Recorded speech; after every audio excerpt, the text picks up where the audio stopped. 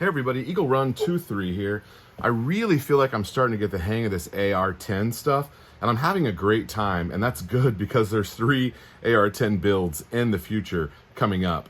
So many of you have seen this gun before. This is our friend Evans 308. He brought me the lower, and all of the rest of this gun was assembled by parts that were sent in by you guys as our subscribers and friends of the channel. In addition to that, we definitely raided my parts bin and were able to come up with a good set of stuff to get him running. Big shout out to Faxon for the barrel and the bolt carrier group. Really excited for him to be able to experience some great Faxon quality parts. And then for right now, because he hasn't got an optic, he's running my Leupold Hog that's 1:4 LPVO. I really like this. We've got it dialed. It's crystal clear. This is one of their vintage things. This optic is pretty old. It's not a new one. It's one that's been in my collection for a while, and I've had it on several different guns, and I think it's cool that it's on here. I'm gonna let him keep that for a while till he can figure out what he wants to put on there.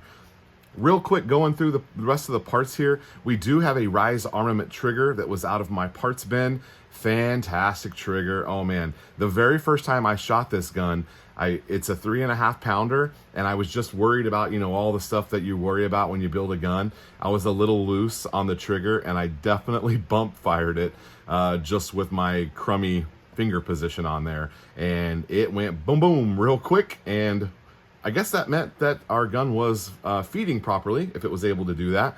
But we did go on to have a little bit of feeding issues with this. And again, some of this is just general AR-10 stuff. I have a lot of experience with AR-15s. I've built more than one. That's all I'm going to say. But the AR-10s have thrown us for a loop here and there. So the first thing it's going to get you is the height here. This is a DPMS low. You want to make sure you get a DPMS low handguard as well, because that will trip you up. You're going to have different height adjustments there, which isn't the end of the world, but it does look like you don't know what you're doing. So we've got that dialed in for him here. Also, you can run a bunch of different buffers on here. There's all sorts of different lengths. You can do rifle, you can do carbine. There's even some proprietary stuff out there from different manufacturers. And I first put in here, let me show you what I had in here, and then I'll tell you what I have in here right now. So his gun is all set up with kind of some cool little upgrades on it. We put those Strike Industry pins in it. Makes them really easy to pop them in and out when you're getting, the upper separated. But it's also got some QD mounts on it, and I'm really happy with that gun. I would 100% take it if it was mine, and I'm happy for him to be able to get to go hunting with it. So originally, we had in there from this kit, this is a chrome spring this is the second time I've tried to use this, and it was supposed to be some upgraded spring. I don't remember where it came from. I tried it in my 6.5 Creedmoor and could never make it work. So it went in the parts bin. We pulled it out. We pulled out a Palmetto State Armory, I believe that's what the PA is.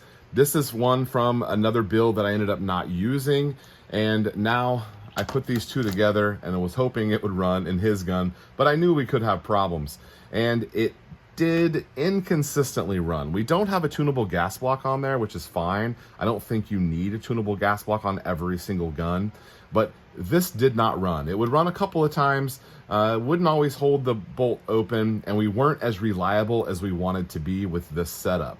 So I started to look into it, and I did a little bit of weighing and measuring, and I found out that for whatever reason, this one is 3.7 ounces, which doesn't show up really on any of my charts as the correct buffer for basically any AR-10.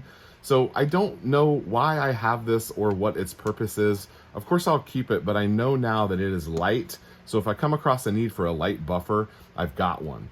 Now, I stole this out of the 6.5 Creedmoor because I originally had cycling issues with this spring, and I thought that it was my buffer weight, which it may have been in retrospect. But we got ourselves this Odin adjustable for the AR-10. It's the carbine length. These are all carbine length adjustable ones. I haven't done any rifle stuff.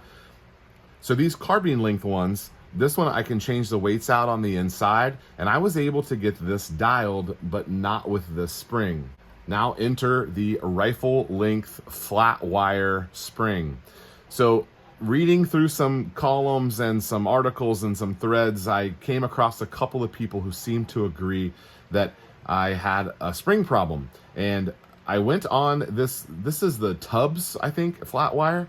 I went on there, and for whatever reason, I ordered myself the rifle length one, or maybe they don't have a carbine length one, and they say, I don't remember. It's been about a year since we messed with this. So my 6.5 Creedmoor was running this setup, and we were dialed. That gun did fine. Heavy buffer, heavy spring. This spring barely fits in the buffer tube because it is just so much longer than what it's supposed to be. But we were working, that gun was shooting, and it was ejecting, and everything was fine. We've had some great long-range shots with that gun.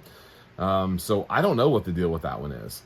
So for Evan, I picked up from a couple of different manufacturers, but a big shout out to AT3 Tactical, because they definitely hooked me up with some great stuff for us to experiment with here.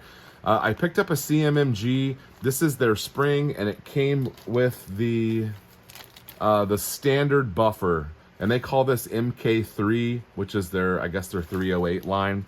So we have ourselves right here the MKG spring and the MKG buffer. Now you might say to yourself, what does this buffer weigh? And I was curious, and so I weighed it. And it is about a full ounce heavier than this one. And it's not quite as heavy as this one. So this is a 4.5-ish, 4.5, 4.7. It's on the CMMG website. I just don't have the number written down.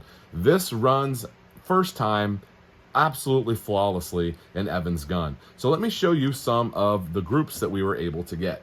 Testing some different weights of bullets. I believe this was a 165, but I also shot some 168s.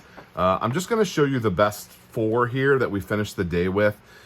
This was at 100 yards with the Faxon bolt barrel and some Federal Premium ammunition. Really happy with this group. This was definitely my best group. It is somewhere in the 0.3 range, which I was really happy with, and I was able to kind of replicate that. Again, I am not the best shooter, so it appears that I can get my stuff together with this gun and produce a really great group. But now I know that my optic is pretty dialed. He might want to make some fine-tuning adjustments, but my optic is dialed. We were shooting actually this way, so I'm a little bit right. But I think I'm pretty much on for the elevation with 100-yard zero. But this just proves to me that, you know, this gun will shoot, it will shoot accurately, and it will cycle. I'm happy to turn it over to him now. He's going to take it home, he's going to go hunting with it and have a great time. And I feel confident about giving my friend a well-made, well-shooting gun with some pretty good quality components. The only thing I would change on this gun, I would run it just as it is. This mag pull is just, you guys have seen these before, it's just a little rattly. I might put a little piece of tape on there and see if it tightens it up a little bit, but for whatever reason, this is just a little rattly. So when you grab the gun, you kind of get that little wobble that it just isn't what I want it to be. But I'll let him swap that out if he wants to. It's really up to him. Everything is tight everywhere else, and I'm very happy with it. As of right now, that is the only thing I would change about this gun. I think it's ready to go hunt. I think he's going to have a good time. And this might, hopefully, be the last time you guys see it. All right, Eagle Run 2-3. Thanks for watching. We'll see you next time.